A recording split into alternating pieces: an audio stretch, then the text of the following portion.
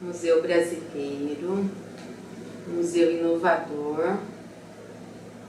Quando eu ouvi, né, dizer da sua inauguração, da sua primeira exposição, fiquei pensando, fiquei curiosa, imaginando como seria a minha chegada lá, o que eu encontraria e que sensações eu teria.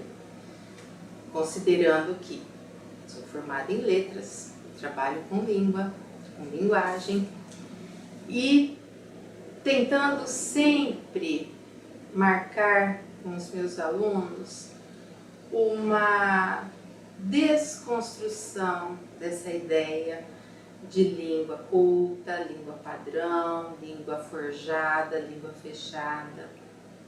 E eu fiquei pensando, como será a minha relação com esse museu? E quando lá cheguei pela primeira vez, tive uma surpresa, claro. Não tanto quanto eu havia criado uma expectativa, talvez, porque nosso imaginário galopa, vai ao mil, quando você ouve falar de alguma coisa que não sabe bem do que se trata. Mas gostei. Gostei do espaço. Acho que o lugar geográfico é alguma coisa que tem que ser sempre pensada e valorizada, porque ele não está em qualquer lugar, mas ele está num espaço de gente, um espaço onde circula muita gente e circula principalmente o que muitos costumam chamar de povo, que é o povo, né? Mas eu acho que pensar em língua é pensar em gente, em muita gente falando, balbuciando, produzindo muitos sons, de maneira que a gente não tem como identificar exatamente quais são, né? Se é ruído, se é barulho, se é poesia, se é um som grave, um som agudo. Então, ter um museu nesse lugar, isso me encantou, né? Já sabia que era lá, mas vê-lo funcionando nesse lugar já foi uma boa relação que eu comecei a construir com o museu. Entrando e vendo aquele espaço que parece mesmo, né? E acho que era esse o objetivo, uma estação de chegada, de partida, e me faz lembrar a música, né, que agora cantada, acho que mais recentemente pela Maria Rita, o mesmo trem, o trem de chegada, o mesmo trem de partida. Então, todo mundo que chega e vê, e sente, para e ouve, eu acho que tem um pouco dessa relação com o espaço e com a língua também. Essa língua é isso, ela chega, ela vai, ela volta, ela vai se misturando com as pessoas, com os lugares e vai se transformando.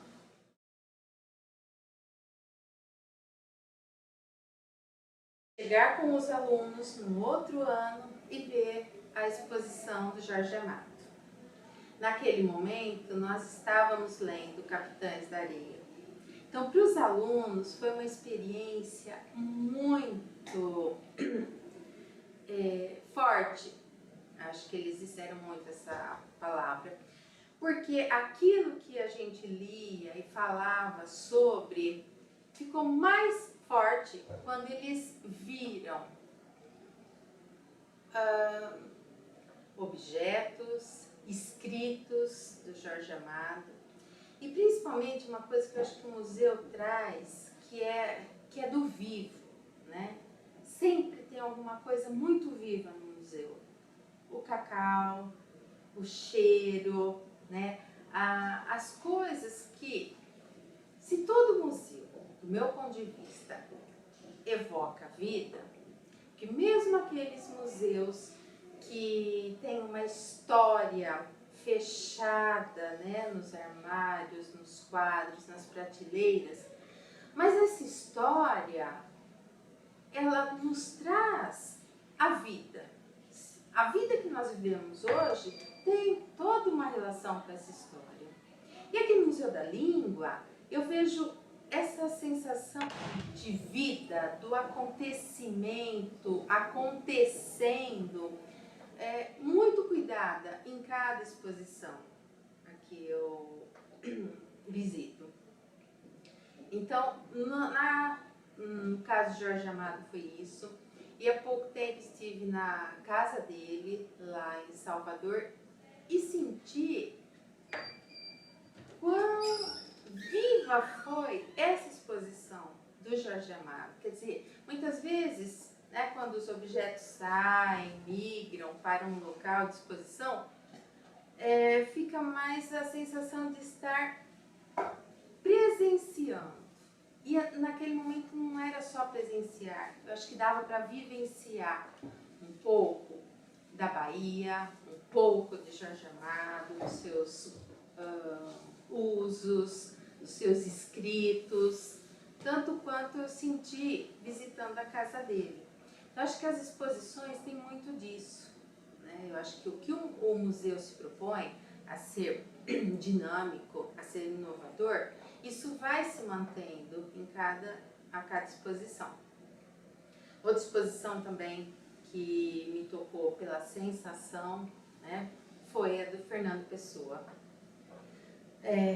Foi um momento também muito especial que eu estava construindo com os alunos, e nesse momento até uma aluna que hoje é minha orientanda, naquele momento não era, mas já tinha intenção, então quer dizer, isso tem anos, ela ficou esperando uma oportunidade para prestar o mestrado, hoje ela é minha orientanda no mestrado, e ela estava nesse dia lá, e todas as observações que ela ia fazendo, as fotografias que ela ia tirando, então a gente vê como realmente os visitantes são mobilizados em um aspecto ou outro a cada exposição.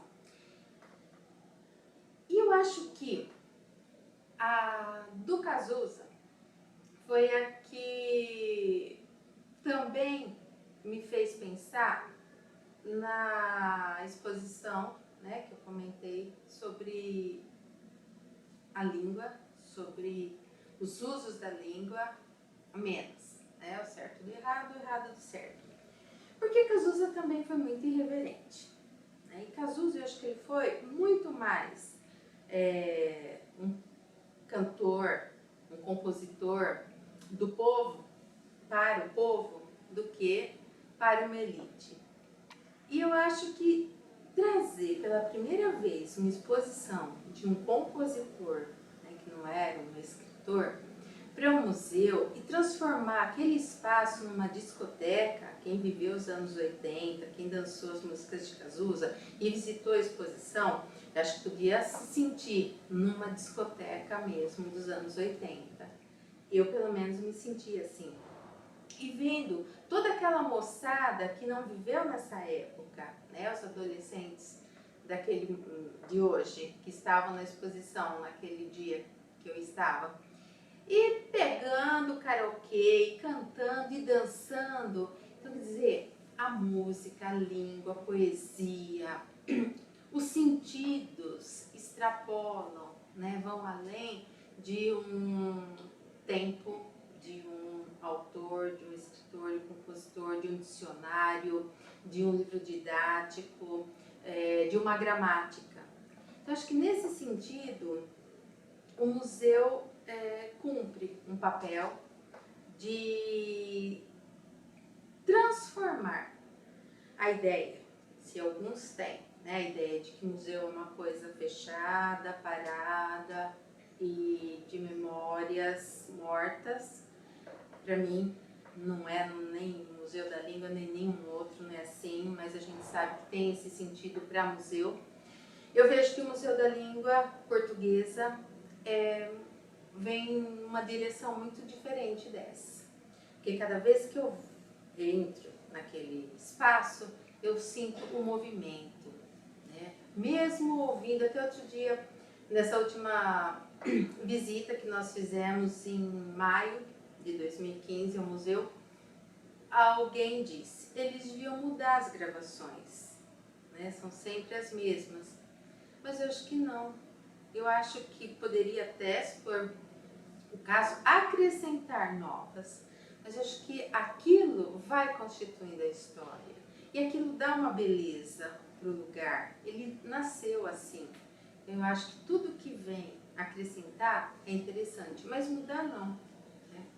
Eu gosto, eu sinto, apesar de estar ouvindo as mesmas coisas, como nós sabemos, né, quem estuda análise do discurso, que sujeito e sentidos vão se constituindo a cada momento. Então, para mim, sempre é uma coisa nova, uma coisa em movimento, é uma coisa que me faz refletir sobre outros sentidos, outras possibilidades.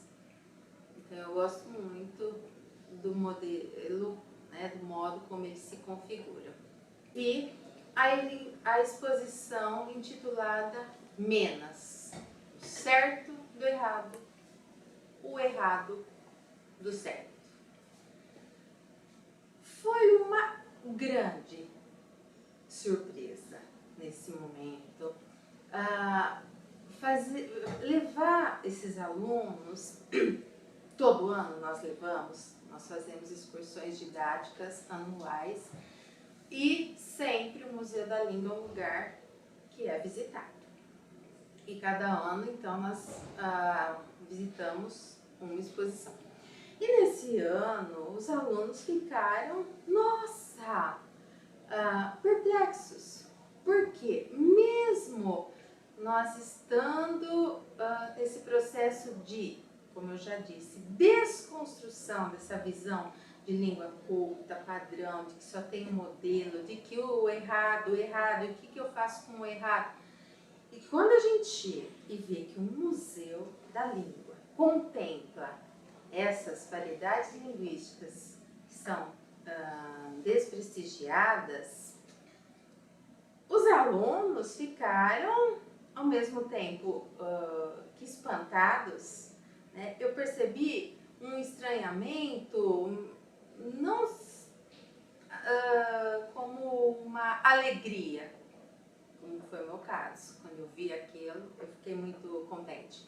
Mas eles ficaram, mas como pode isso, né? E foram folheando, vendo lá as páginas das revistas, a conversa das normas, da norma e das outras que não eram a norma nos vídeos. E eu acho, e aí eu pude perceber como é difícil para aqueles que são professores, estudam para ser professores, ou que de alguma maneira vão ensinar ou vão cobrar de alguém o uso da língua, considerar que outras formas de dizer circulam e existem.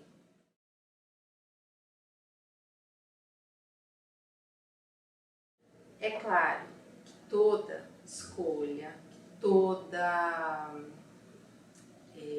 exposição, que todo tema, que o que pode ou não ser dito passa pelo viés ideológico, né, sem dúvida alguma. Então, a gente também não pode desconsiderar que, como eu disse, da exposição de Jorge Amado, apesar de ter me sentido num lugar muito próximo àquilo que a gente conhece, que a gente sabe sobre Jorge Amado, e aí, né, retomando, isso foi confirmado quando eu estive o ano passado na casa dele, mas a gente sabe que muito não estava lá, muito deixou de ser dito, deixou de ser apresentado, deixou de ser exposto. Então, a gente não pode ficar indiferente a essas escolhas. A gente, por exemplo, no caso de Menas, quando o professor, né, sempre uma mania de falar, esse costume de falar professor Ataliba, participa e faz determinadas escolhas e dirige para um lugar a exposição e não para outro, sabe que isso é um viés ideológico. Então, a ilusão de que tudo está dito, de que a exposição é completa, de que quem visitou está tendo acesso a todos os sentidos possíveis sobre cada um dos escritores, ou sobre a língua, e sobre sobre a variedade de prestígio e sobre as palavras, as expressões marginais, isso né? A gente não pode ser ingênuo a esse ponto. Como, por exemplo, nesse caso aí de Menos, né, cito muito porque foi uma que me marcou bastante. Quando nós temos lá determinadas revistas selecionadas com as palavras, como o próprio título traz, né, escritas de uma maneira errada, né, e as aspas estão marcando isso, mas na verdade a gente até duvida, porque no final, como eu já disse, a gente volta para ver que há um certo e há um errado, apesar de tudo isso, é o que domina no catálogo. A gente tem os estereótipos, quem fala errado. A gente tem as falas dos jogadores, a gente tem as falas de grupos que já são identificados como aqueles que falam errado, né? E aí também a gente percebe até um certo humor sendo criado. E em relação a isso, eu não me sinto bem, porque eu acho que quando nós temos, né, as variedades ou variantes linguísticas usadas mais de modo a criar humor, quer dizer, mesmo se o objetivo fosse desconstruir o preconceito, esse preconceito veio à tona, né? Porque o outro que diz A, B ou C, mais ou menos, é um sujeito que vai se identificando com a linguagem e vai produzindo sentidos da maneira como ele pode, como ele sabe, como ele quer, como ele consegue, de acordo com as condições em que ele foi se constituindo como sujeito de linguagem na linguagem. Então, tem muito sutilmente, né, se a gente for fazer uma análise mais atenta, esse viés que também vai marcando, tudo bem, essa língua é viva, essa língua se transforma, essa língua não é a língua de 1500, mas, né, tem um modo esperado, um modo correto de se falar.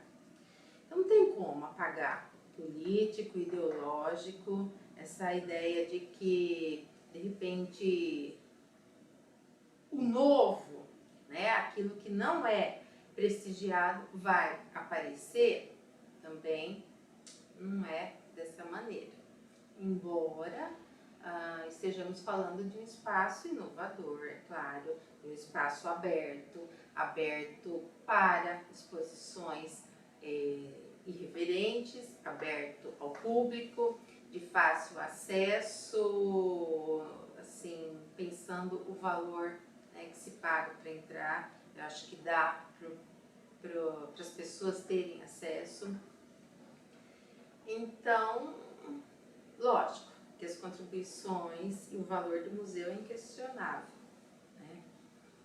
Mas sempre considerando que nem tudo é tão diferente, porque se ele é uma instituição, as instituições não deixam de funcionar de acordo com a ideologia dominante, né? Então, os curadores, o diretor, sempre é uma voz de autoridade que vai poder dar a última cartada, determinar o que vai ou não vai circular lá dentro.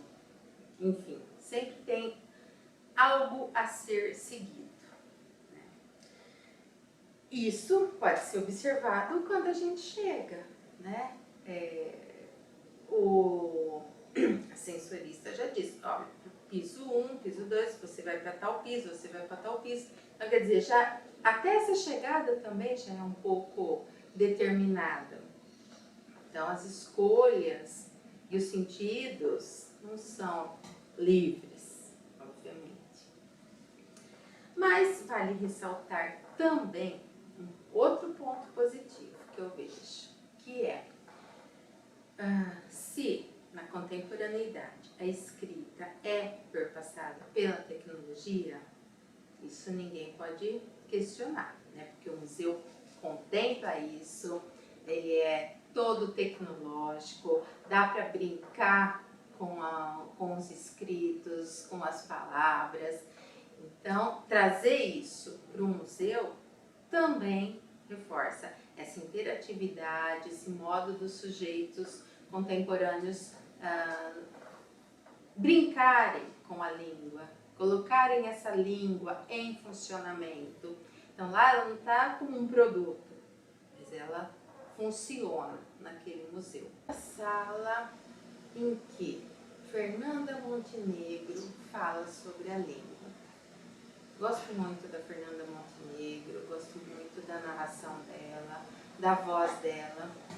Então, acho que isso também deixou esse, né, espaço em que muitos personagens famosos, reconhecidos, consagrados, cantores, artistas, escritores, falam sobre a língua,